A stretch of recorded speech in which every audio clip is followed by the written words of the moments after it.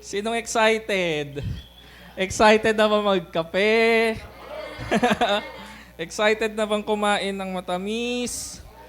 Excited na ba ulit mag-Facebook? Sa mga nag-social fasting, social media fasting, excited na ba kumain ng meal nila, lunch, dinner, or breakfast man yan? Good morning po pala sa online natin, sa Facebook Live po natin. Good morning sa inyo.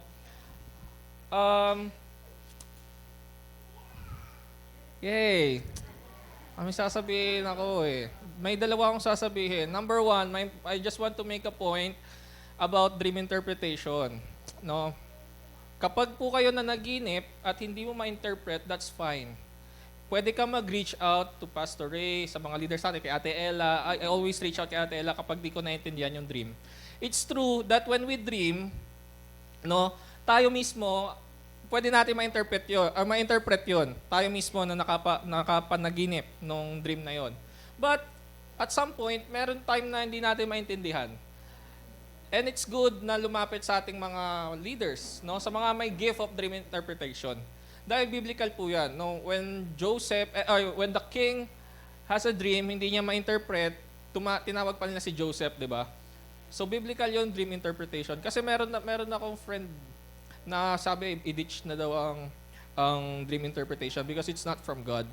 Dahil dapat daw, kung sino yung nakapanaginip, siya mas maka-interpret. But sabi ko lang, okay. Pero kasi sa Bible kasi si Joseph nag-dream siya eh. Nag-interpret siya ng dream. Hindi niya naman dream yon, sa king yon. No? And meron pang isa, yung kay Gideon, si Gideon nakapag-interpret nung dream, may dream yung isang warrior, tapos narinig ni Gideon, yun naman yung way na yung warrior yung naka-interpret ng dream niya. So, dalawang,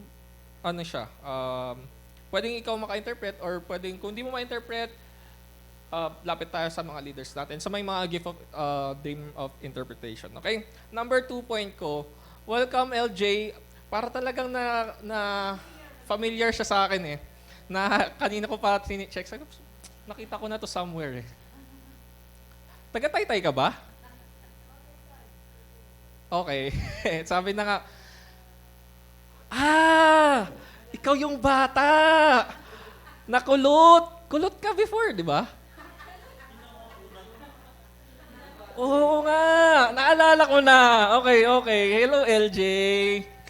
It's nice to see you dito sa Limitless God Church. Ang tanda ko pala, no? Ilang taon ka nun? Kasi youth ako nun, no? Cute? Oo, nasa ano pa tayo, Church So Blessed, ang ating body of Christ din, ka-body of Christ natin, no? Oo, natatandaan ko na siya. Okay. May isa pa pala akong point. Point number 3. Si Levi po, no, before pa sabihin nila Pastor Ray and Ate Ella nung day 4, day 3, na hina-highlight si Levi, at some point, bigla akong naalala si Levi talaga. Ngayon ko lang na-realize. Kaya siguro kaya nilet ni Lord na managinip ako about you. Kasi parang inano ko lang binaliwala ko lang na parang binaliwala ko, and then after that day, nagsabi sila Ate Ella and Pastor Ray na pray for Levi. Sabi ko, naalala ko si Levi nung isang araw. Gusto ko pa nga i-chat si Levi. Kasi di na nagre-reply si Levi. Joke lang. Hindi, joke lang Levi. Hindi ako nag-chat. Never. At one time may tumawag lang ako sa kanya nung pumunta tayong Tanay, hindi ka ma-reach out. So yun lang. Gusto ko siyang i-chat pero sabi ko, yun na pala, na-reveal na kila Pastor Ray. And then yun nga, kanina lang, after pagkagising ko, naginip ako about kay Levi. So may sinasabi talaga si Lord about kay Levi. Okay? Alright. So, today, itong day 7 natin will be our breaking ng fasting. At alam na, sino nakakaalam ng ating Bible verse sa prayer and fasting natin? Day 1 from day 7 yan simula nung Monday to. Sino ang bago natin i-flash? Sige, GCash. Gcash, piso. Matthew 16, 18 to 19. Ano sabi? You, Peter. You, Peter. And I tell you that you are... Ano the rock? And I tell you that you are Peter. And on this rock I will build my church, and the gates of Hades will not overcome it. I will give you the keys of the kingdom of heaven. Whatever you bind on earth will be bound in heaven, and whatever you loose on earth will be loosed in heaven. Oh, may Gcash ako. Alam nyo, during our prayer and fasting, ang napansin ko talaga, ang build-up is continuous growth. No? Ang napansin ko during our prayer and fasting, ang dami sa atin nagkaroon ng revelation, nagkaroon ng breakthrough, nagkaroon ng may mga prayers sila, lumalim, nagkaroon ng hunger sa word ni Lord. They spend time kay Lord na worship. They spend time kay Lord to pray. At I confirm talaga and I affirm yung sinabi ni Ate Ella kahapon that our hearts aligns to God's will. Kung ano yung heart natin talaga, nag-a-align sa heart ng Panginoon in accordance to His will. At hindi man tayo nag-uusap-usap na during those prayer and fasting, magkakalayo man tayo at every 6 p.m. to 7 p.m. lang tayo nagkikita, nag-uusap, nagkikita sa Zoom or sa Facebook Live. Pero mapapansin mo, no, na-align tayong lahat. We're very united. Align yung heart natin. At alam mo yun, yung heart natin, iisa yung gusto. Naka-align sa will ng Panginoon. Naka-align sa kung ano yung gusto ni Lord para sa church. Not just for the church, but also for the body of Christ. No? So makikita mo talaga na, Lord, ang galing mo talaga kasi inalign mo yung mga heart namin according to your will. No? Alam mo yun, nagkaka-connect-connect yung mga testimonies, yung mga revelation, yung tawag dito, camel, biglang, alam nyo, during that prayer and fasting, may binabasa ako ang title, Cultivating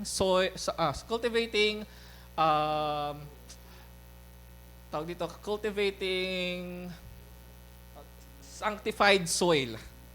So, about siya sa pag-gardening. Kagabi, di ba? Gardening. Tapos, biglang doon sa days na yon ng prayer and fasting, may magta-testify ng camel about drought, about, water. Nagdidilig ng halaman. No? Magdidilig ng halaman. So may mga cultivating about gardening, no? Si Lord, I believe, yung soil ng LGC, binibuild up ni Lord, kino-cultivate ni Lord. And that cultivation, hindi siya nangyayari overnight, no? Hindi siya nangyayari overnight. Slowly, but surely. Slowly yung pagka-cultivate, parang gardener, no? Pagka ang gardener, inaano niya yung soil, hinahanda niya yung soil, hindi naman agad-agad kinabukasan, tutubo yung halaman. No, may faith siya na tutubo someday yung halaman niya at magbe-bear ng fruit. At ganoon din tayo kay Lord eh. May faith, never natin nakikita yung plano ni yung mangyayari in the future, pero may faith tayo kay Lord na at some point, Lord, yung faith ko nasa iyo, mag-grow yung nag-sow ako, mag-grow yan eh. Mag-rip ako, mag-harvest ako at some point. So, build up is a continuous growth in all aspects po yan, no? It could be physical, no? Spiritual, emotional, or financial. No? It requires action, not just pure intention. Hindi lang siya pure intention na alam mo yun, may heart ako, Lord, mag-serve sa'yo. May intention. The intention is good. No, hindi ko sinasabing masama magkaroon ka ng intention. Maganda yung parang, Lord, may intention ako mag-serve sa'yo. Pero hindi hanggang intention lang. We must take an action. Dapat may action tayo. Para magkaroon ng build, para mag-grow yung build-up na itong tinatopic natin from day 1 to day 7, hindi matatapos yan na pagka nag-break tayo ng fasting, tapos na. No? Hindi. Tuloy-tuloy po yan. At dyan sa build-up na yan, para mag-build up yan, kailangan actionan natin. Hindi lang it's good to have a pure intention again, pero kailangan actionan natin itong intention na to. Okay? Also, growth begins when we stop observing and start participating. No, hindi lang tayo laging observe. I remember, nung bumalik ako dito sa church, andun ako sa likod, nag-observe lang ako. observe lang ako. No, observe. Tapos, at some point, may heart pa rin ako na, parang meron akong nakaka-admire mag-speak ulit doon, no? Kasi nakita ko si Pastor Ray, si Ate Ella, si Kuya Don, nakaka-admire. So, nag-observe lang ako, pero at some point kailangan natin we must start to participate, no? Etong gawain ni Lord, kailangan mag-participate tayo. Hindi tayo yung observe lang. Hindi tayo hanggang observe lang. Sabi mo sa tabi mo, hindi ka hanggang observe lang. Kaya mo mag-participate. Okay? So, sige Job, flash natin yung slides natin. So, build up ang ating topic, no, for our day prayer and fasting, 7 prayer and fasting from startup to build up. Ano yung B? Believe. Yan yung day 1, no? Maniwala tayo that you are Peter, that what God called you, okay? Upgrade. Sino speakers upgrade?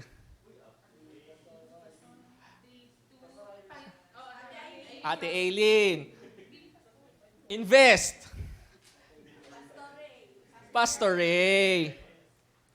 Sino sa believe pala? Ate Ella, Pastora Ella, no? Sa lead. Sino yung nag-speak? Pastora Jerly, na may nanggugulo pa, no? Ang galing talaga. Sobrang, alam nyo ba, habang nakikinig ako, kinikilabutan ako habang nakikinig ako kay Pastora Jerly, no? Sabi ko, Lord, ang grabe yung anointing ni Pastora. Tapos biglang may nanggulo. Sabi ko, wow, may nanggugulo talaga. Ibig sabihin, may gustong iparating si Lord sa day 4, no? Sa pag-lead. At glory to God kasi natuloy pa ni Pastora Jerly yung yung topic niya, no? Kahit may nanggulo pa. Then, sa defend. Sino speaker sa defend? Pastor Ray, no? And then, kahapon, unite, Ate Ella and Pastor Ray. Kinombo talaga. Combo. Ang galing nga ni Lord eh. Napansin ko, grabe yung prayer natin about, tawag dito, pinapatibay ni Lord yung unity. No? Kasi parang napansin ko, parang grabe yung unity natin. Sobrang solid. Solid talaga. So this day, day 7 natin is possess. Ano ba ibig sabihin ng possess? Panghawakan. Angkinin. Alam nyo, sinasaniban. Oh. Actually, ito yan. Naging na-encrypt. Ano ba itong term na in layman's term ng parang encrypt? Hindi. Counter? Hindi. May nahanap akong word. Pero kasi parang twist yung meaning ng possess. No? Pagka sinabing possess, sinaniban ng demonyo yan. No? Kaya hindi tayo nagsasabi ng demon possess or demon possession. Kasi wala namang pinoposes ang kaaway. No? Walang pagmamay-ari ang kaaway. Okay? Kaya pagka may naalihan ng masamang spirito, ng evil spirit, no, ng demon spirit, ang tawag natin doon, demonized. No? Not demon possessed. Hindi pagmamay-ari ng demon yung na-possess. Okay? Wow, that's good word. No? So, possess, to have and hold as property or own. Angkinin. Sabi mo nga, angkinin. Kaya ang title ng topic natin ngayong day 7 is Build up to possess. Okay? So tayo, as we build up, as we close itong build up session natin, I hope and pray na magpatuloy tayo, no, sa pag-build up. Kasi hindi po matatapos yan today, no? Magbe-break lang tayo ng fasting. Ayun lang yung matatapos. Alam ko yun, kung ano yung kinikrave natin, magagawa na natin. Pero hindi tayo mag-stop, no? Mag-build up. Okay? Aangkinin natin yung binibuild up natin. No? Amen? So let's pray. Lord, maraming salamat sa araw na to. Gabayan niyo po kami as we study your word, Lord God. I declare the wisdom from the Holy Spirit, Lord God, upon us in Jesus' name.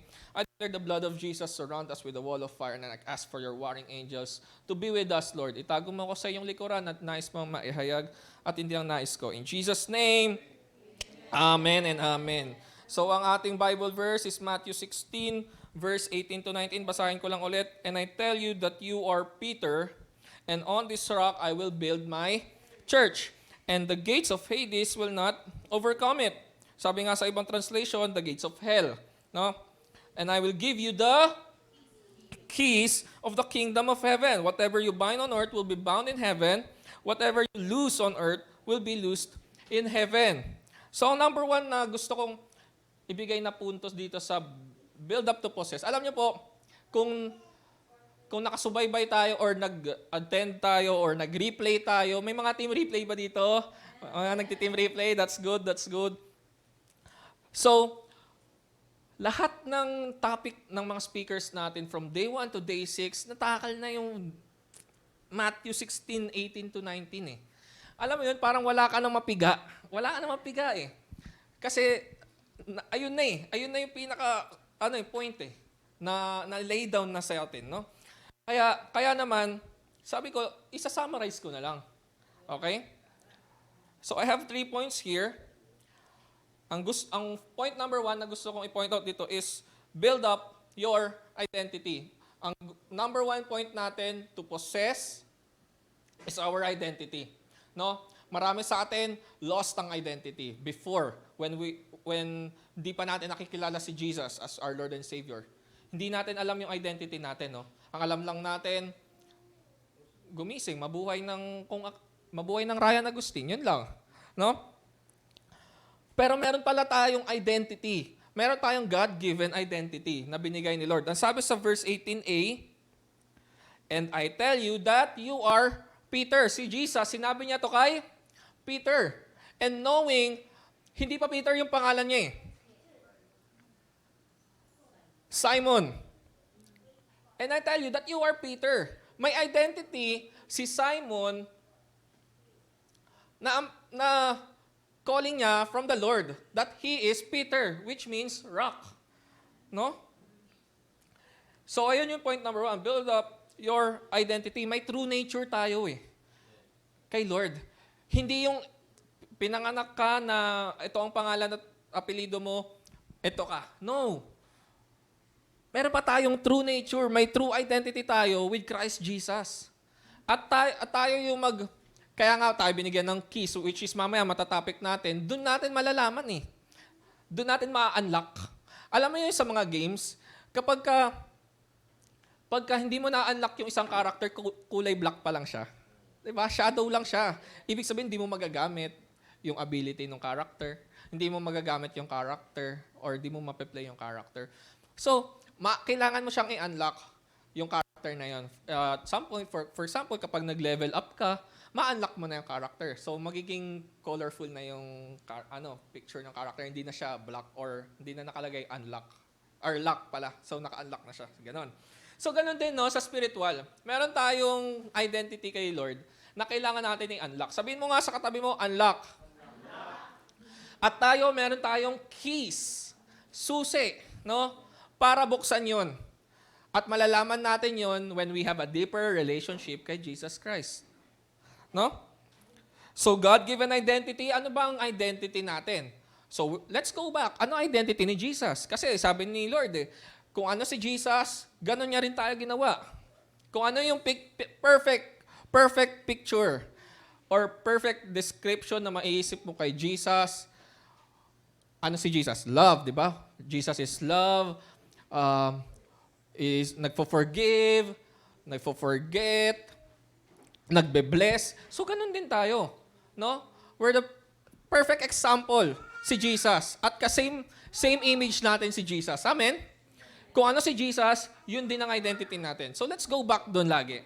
If at some point na lilito tayo or nawawala tayo na, Lord, ano po ba ang identity ko? Ano yung true identity ko? Let's go back kay Jesus. Tignan natin si Jesus. Para lang tayo nalanalamin eh. No? Nananalamin lang tayo. At nakikita natin si Jesus, tapos tayo. No? So ano bang identity ni Jesus again? To love, to forgive, to bless. Always go back to 1 Corinthians. No? 13:4-8. What is love? No? Love is patience, love is kind, love is, no? Go back to that one and then change yung love to your name. Kasi nga, ikaw I love. Ryan is patient, Ryan is kind, Ryan is not envious, no? So and so on. Ano pa? 1 John, ito sulat nyo na lang. 1 John 4:19. Sabi, we love because He first loved us. Nagre-release tayo ng love kasi ganun si Lord. He loved us at the beginning. Simula't simula pa lang, mahal na tayo ng Lord. That's why we impart love. Sabi mo nga sa katabi mo, mahal kita sa pangalan ni Jesus. Mahal kita. Ano tawag doon? I love you with the love of the Lord. In Jesus' name. parang nagka-cast out ka lang eh. Mahal kita in Jesus' name. Parang nagka-cast out ka lang, no? I love you with the love of the Lord. Sabi mo sa tabi mo, I love you with the love of the Lord.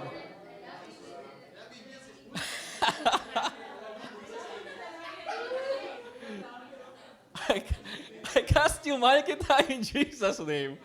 Ay, nako. So 1 John 4:19. We love because He first loved us. No? Huwag natin kalimutan magmahal.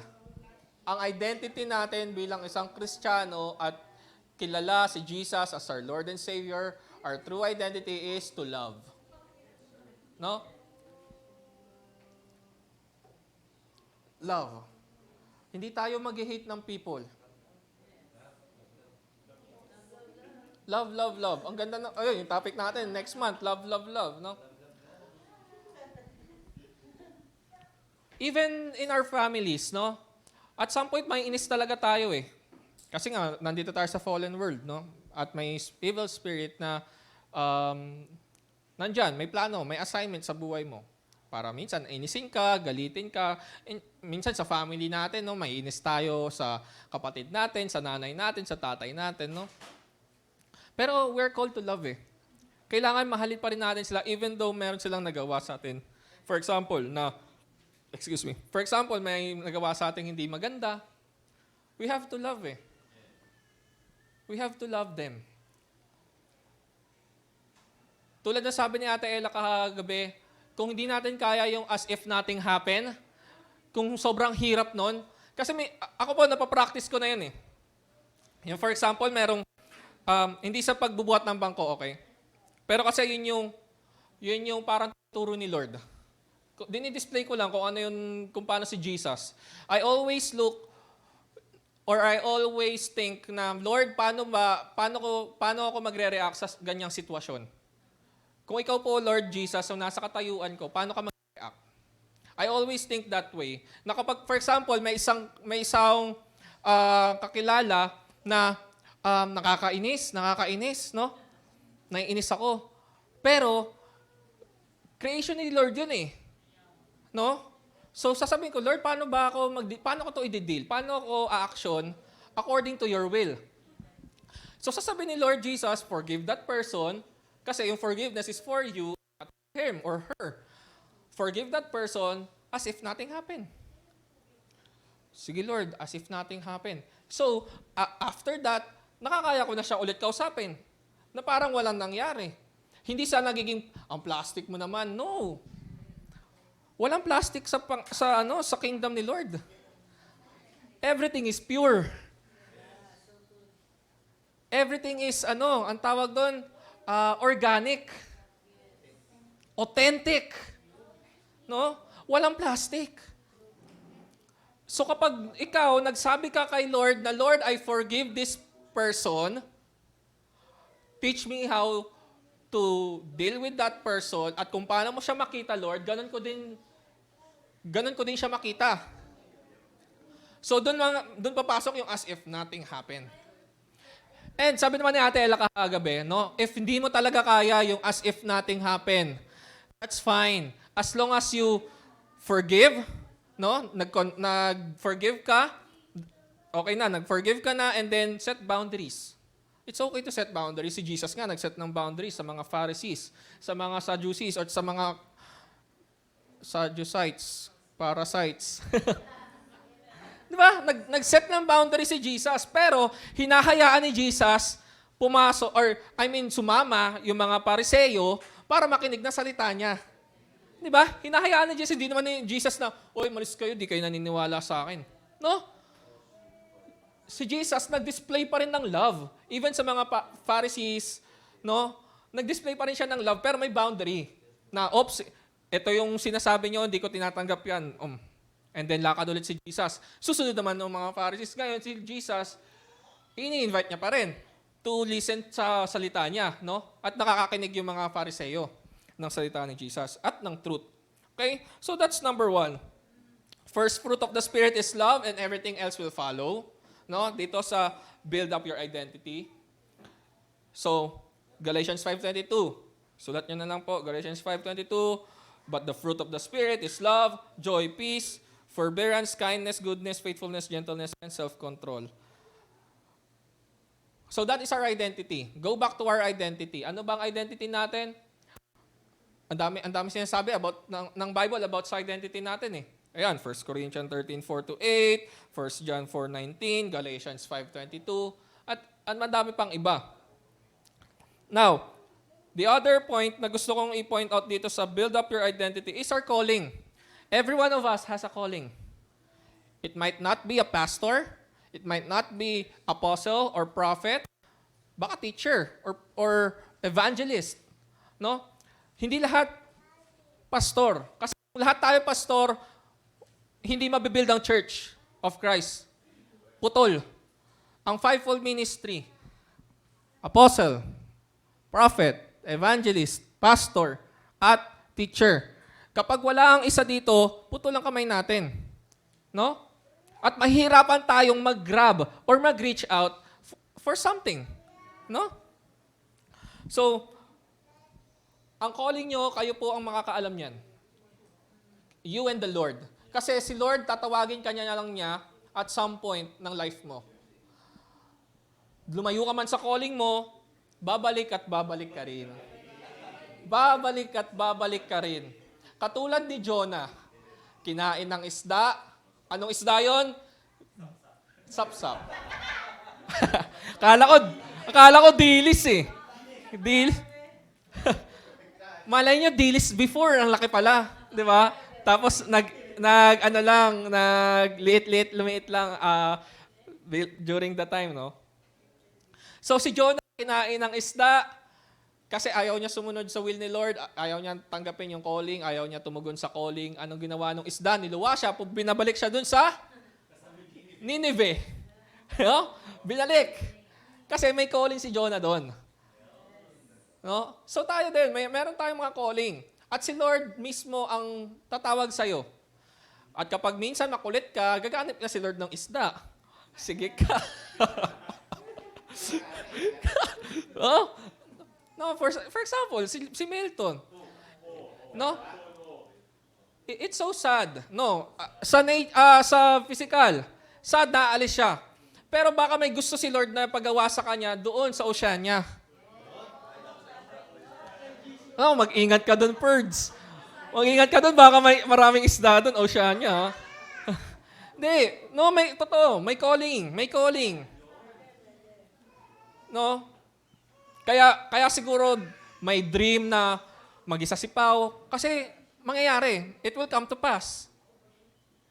Pero bakit? Ngayon, hindi natin masasagot, no? Even Milton, siguro hindi niya masasagot na, Lord, bakit? Pero at some point, marirealize natin na, Lord, thank you, kaya pala. Mapapaganon ka, may aha moment tayo eh. Mapapaaha tayo na, kaya pala, Lord. LGC, Fiji. Wow. No? So, even nga ako kung sabi ko, Lord, kung nagpatuloy ako dati na magpastor, hindi ako nagpaalam, hindi ako nag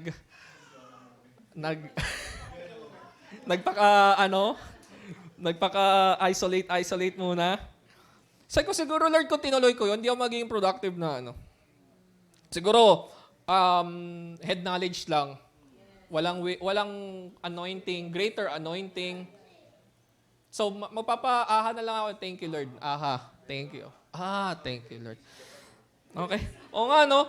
Actually po, may plano kami. Ito, makwento ko lang. Last year yan.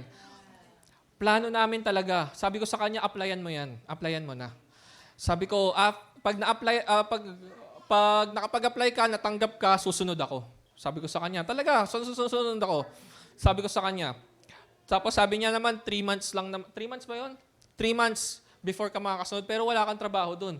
Sabi niya sa akin, bawal ako dun. Trabaho. Siguro pwede ako mag-part-time, no? Pa-part-time. Bunot ng mga oranges, apples, strawberries, mag-ano ng mga vines.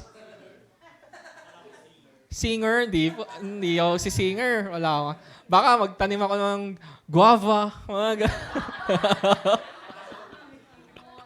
Guava. No, sabi niya sa akin talaga yun. Sabi niya, wala kang trabaho doon. Sabi ko, sige lang, okay lang. Pero, mo na yan, applyan mo yan. So, makwento ko lang, nilakad po talaga namin yung papeles niya. At some point last year, sinamahan ko siya sa Japan Embassy, sa Embassy ng Japan para magpasa ng files. Nagpatulong pa kami kay Ate Ella, nagpa-proofread kami. Tinulungan ko siya, tapos sabi ko sa kanya, talagang ano ng progress ng file mo na ganyan, na ganito, kukunin na natin. So may mga time na umaalis talaga kami, pupunta kami ng ganito para may kukunin. So makikita ko yung effort naming dalawa. Tapos may time pa nga na may tumawag sa kanya or nag-email. Tapos sabi niya, Love, nag-email na. Kasi pili lang po yung makaka-receive ng email na tanggap ka. So parang from 3,000, hindi ko alam yung number. Kunyari na lang, 3,000, parang 50 lang matatanggap or 20, ganyan lang. Sabi niya may nag-email. Nung narinig ko yun, umiiyak po talaga ako. Umiyak ako. Kasi sabi ko, thank you Lord, thank you Lord. Answered prayer po, thank you Lord. Tapos hindi pala yun sadya. Sayang yung luha ko, sabi ko. Sabi niya, tapos tawa siya, bakit ka umiiyak? Sabi ko, kasi natanggap ka sa Japan. Sabi niya, hindi yan sa Japan. Sabi ko, ano yan? Ano yan? Sabi ko, ano yan? Ano ba yun? Kasi nga madami siyang in-applyan. Sabi ko, kala ko yung sa Japan. Kasi yan yung pinag-uusapan natin ngayon, tapos pinagpe-pray natin, tapos sabi mo bigla, Love, may nag-email. Ganyan. Iyak ako talaga. Sabi ko, Lord, thank you. Kala mo ako yung natanggap sa Japan, no? Akala mo ikaw yung natanggap sa Japan, susunod ka lang naman dun. Pero, pero may reason bakit si Lord nahadlangan yung job. May time pa nga na naginip siya, may baby daw siya, Japayuki and...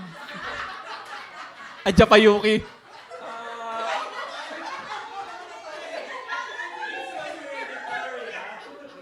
May baby daw siya. Sorry, Lord. May hapon, mayroong siyang anak, daw siyang anak na Japanese. Lord, sorry. Ano ba to? Cleanse my mouth, Lord. Lord, I lay my hands sa mouth ko. Cleanse it in Jesus' name. Ang dream niya daw, merong isang Japanese baby at may Filipino baby. Tapos, yung Japanese baby, dun siya mas nagpo-focus, hindi niya na nafo-focusan yung Filipino baby. Sabi ko, confirmation yan, pupunta tayo dyan. Confirmation yan, pupunta tayong Japan.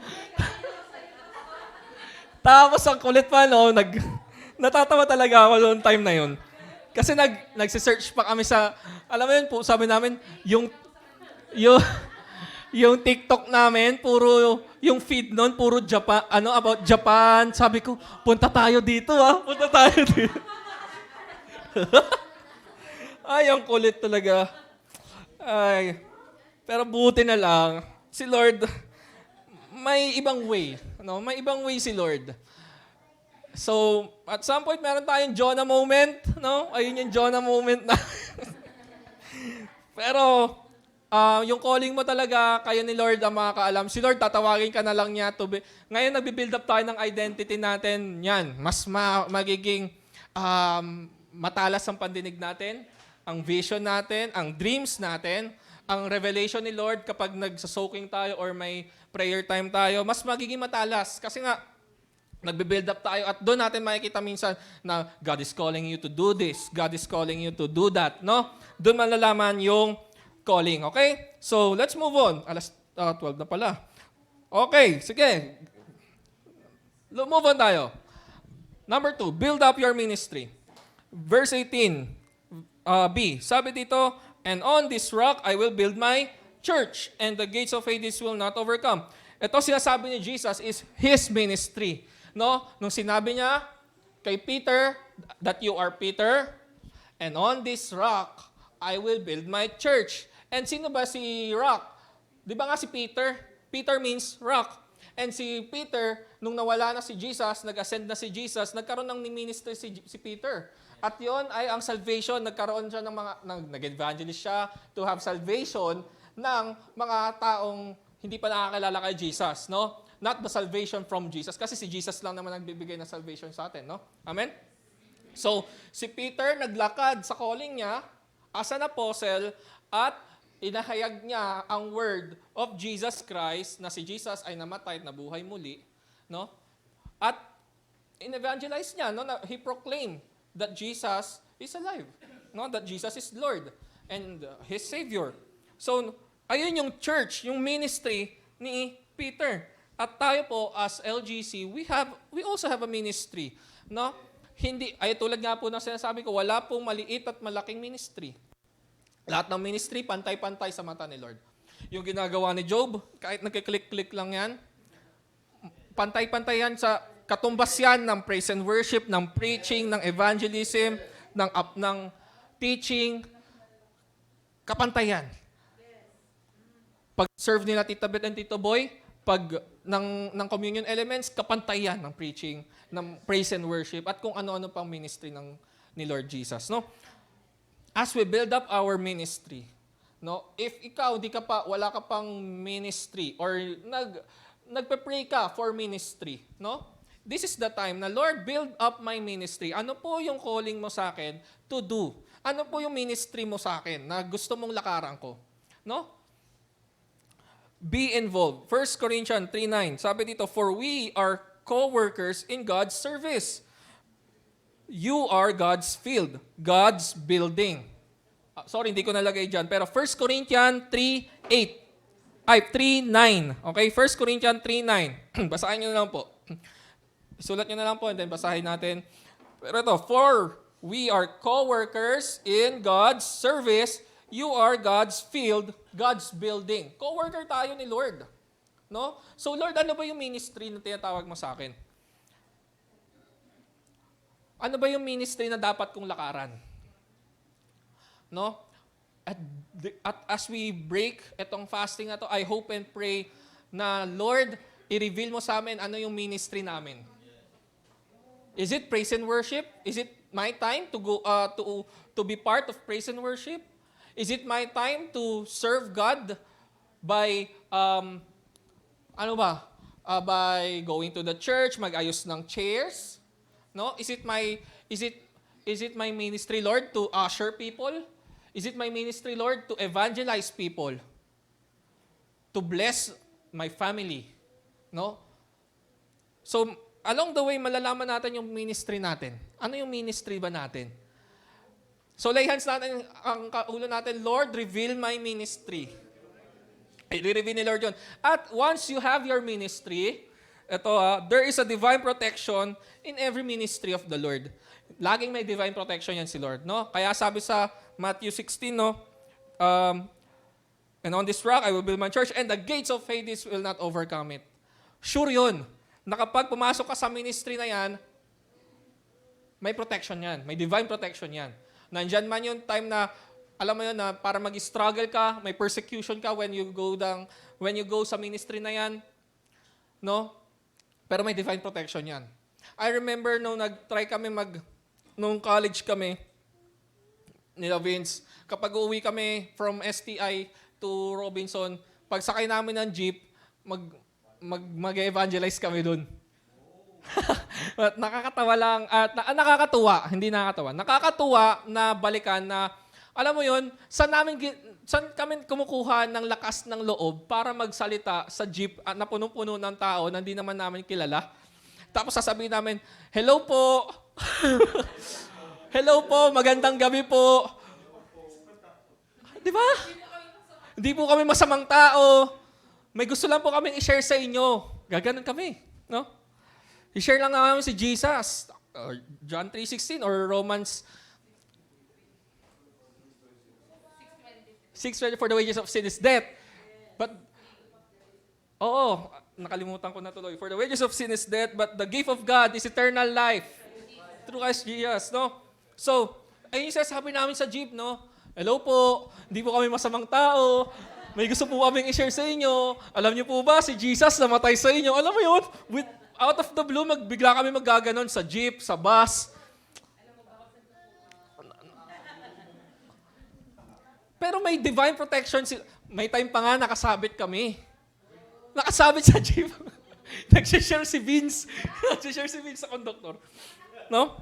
Ang kulit lang. May protection si Lord in every ministry na nilagay sa atin ni Lord. No? So kung ano yung ministry na i-reveal sa'yo ni Lord, don't worry dahil may protection yan. Okay? So let's move on. Ang last point ko that I want to share with you to possess is build up your authority. As you build up your authority in Christ Jesus, no? Verse 19, ito, topic natin a few days. I will give you the keys of the kingdom of heaven. Whatever you bind on earth will be bound in heaven, and whatever you loose on earth will be loose in heaven. So ano daw ang ipinagbawal mo? Ay pagbabawal din sa langit. Ano ang pinahinutulot mo? Pinahinutulot sa langit. What you permit dito sa earth, ipapermit ni Lord sa heaven. What you forbid sa earth, ifo-forbid ni Lord sa heaven. So, yun yung power ni Lord. And kailangan natin i-practice when and where natin i-display yung authority na binigay sa atin ni Lord. Hindi porket may authority ako ni Lord. Ang ano mo na, ang angas mo na, no? Diba? Pastor ako. Tawagin mo akong pastor. No? Kasi may authority ako from the Lord. No, not that kind of authority. Bragging na yan eh. Entitlement na yan. No? It's about entitlement, hindi na about kay Jesus. Again, go back sa origin natin. Okay? Kapag nalolost tayo, go back. Okay? Build up your authority. So, keys to access God-given gifts and spiritual gifts. Itong mga God-given gifts natin is available. Yung gifts natin from the Holy Spirit is already available. Kumbaga yan, yung lamesa na yan, yung mga food, naka-available na yan, no? Kukuha na lang tayo. Na? Sinong gusto ng gano'n, no? So same, yung spiritual gifts natin, available na yan. Kailangan na lang natin i-unlock. May keys na binigay si Lord. For example, Levi, you have the gift ng speed anointing, no? Gift of acceleration. So ngayon, nalaman mo at may susi ka, you have to unlock it. Paano mo siya gagamitin? No? Paano mo gagamitin yung divine acceleration na yan? Sino gusto nun? Divine acceleration, no? We receive, Lord, we receive. Diba? Zoom, Flash. Si Flash, diba? Diba? So, ganon. If you have the gifts na ganyan, for example, may gift ka pala ng deliverance, no? You have to unlock it, no? Use your authority. Na, Lord, may gift pala akong deliverance. Lord, I use it in your name, the advancement of your kingdom, Lord God. In Jesus' name. Meron pa. For example, meron dream si Ate Sharden sa akin na meron daw akong gift of prophetic seer. Prophetic seer gift anointing. So di ko alam paano gamitin yun, Lord. Paano yun? No? Sabi ko, Lord, paano yun? Up until now, di ko po alam paano gamitin yun. Pero lagi yun nasa heart ko and mind ko na gusto kong ma-activate. Pero up until now, di ko alam paano. All I only have to do is unlock it, no? So may keys ka. Sabi mo sa katabi mo, meron kang keys. Sabi, Isaiah 22:21, ilagay nyo na lang. Isaiah 22:21, I will place on his shoulder the key to the house of David. What he opens, no one can shut. And what he shuts, no one can open. Ulitin ko ha. Ulitin ko. Isaiah 22 verse 22. I will place on his shoulder the key to the house of David. What he opens, no one can shut. And what he shuts, no one can open. So sabi, I will give you the keys sa house ni David, and kung ano daw ang isara, no, walang makakabukas nito. At kung ano man ang buksan, walang sino man makakasara nito. So binigyan tayo ni Lord na direct access sa blessings niya. May direct access tayo sa Kanya, no? That every time meron tayong pwedeng buksan na pinto, kasi meron tayong keys. Pwede tayong buksan pinto at no one can ever shut that door. Meron din tayong kakayahan to shut the door and no one can open it. No? So, nag-search ako, ang House of David means royal bloodline. No, meron tayong royal bloodline. At alam naman natin na si Jesus, bloodline niya si David. No, ka-bloodline niya si David eh. So, ibig sabihin, we have the royalty bloodline. When Jesus died on the cross and rose again, pumunta sa heaven, we already have the royalty bloodline. Meron tayong direct access, no? Meron tayong direct access sa Holy of Holies, sa temple. Kaya nga 'di ba, kung nabasa natin, ang Holy of Holies ay may veil. Tapos nung nabuhay si Jesus, 'di ba, nasira yung veil kasi may access na tayo. We can have access, hindi na pari lang ang pwedeng umaccess sa Holy of Holies. Meron na rin tayo. May keys na tayo. Binigyan na tayo ni Lord ng access, no, para pumasok doon sa God-given authority or God-given identity and ministry natin. So, dito na ako magtatapos. May nag-prophesy sa akin before, nung kabataan pa ako. Nandun ka ba nung End the Silence? LJ? Okay, andun ka. Okay. Youth, youth pa siya. End the Silence. That was 2019 ata. 2019 ba yun? End the Silence, 2019. So, sa camp na yon, may nag-prophesy sa akin. No? Ang pinrophesy niya sa akin is bear. Bear. That you will have the gift of a bear. Sabi ko, bear? Ano, hagabol ba ako?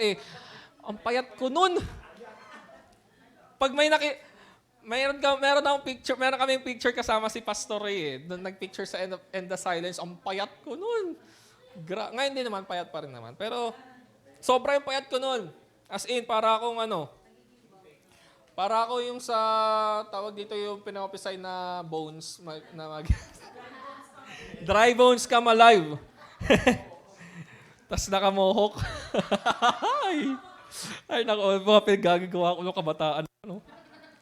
So, yun na nga, may nag-prophesy sa akin that you will have the gift of a bear. Sabi ko, bakit bear? Sabi niya, tapos inelaborate niya yung prophecy niya, sabi niya, the bear knows how to use his authority or its authority, and he knows how to use humility. Di ba ang bear, kapag alam niya na malakas siya, hindi siya tatayo eh. Hindi niya gagamitin yung authority niya. Hindi siya magro-roar. 'Di ba sa nature sa jungle, kapag ka mas malakas ang roar, ikaw yung hari. So gano'n, no? Ang bear, kapag alam niya malakas siya, hindi siya tatayo. Aalis lang siya. Hindi niya papansinin. Kasi alam niya na mas malakas siya doon. Alam niya yung authority niya. Pero kapag ang bear, nakita niya at kailangan niya ng gamitan ng authority, tatayo yan. No? So ganun ang pagkaka-prophesy sa akin, that you have you have a gift ng bear na you know how to use humility. No? Kapag kaalam mo na hindi siya na parang hindi dapat pagtuunan ng pansin, you humble yourself lang. Alam mong di mo kailangan tuunan ng pansin. Pero pag andyan na kailangan mo siyang tayuan, tatayo ang bear. No? Ganun ang nature ng bear. Tatayo siya at ipapakita niya kung sino siya. No? Ipapakita niya na malakas ang bear. So I declare this and I impart itong prophecy sa akin na to na bear that may time na may time na alam natin kailan natin gagamitin yung humility at alam natin yung gagamitin yung authority. Amen?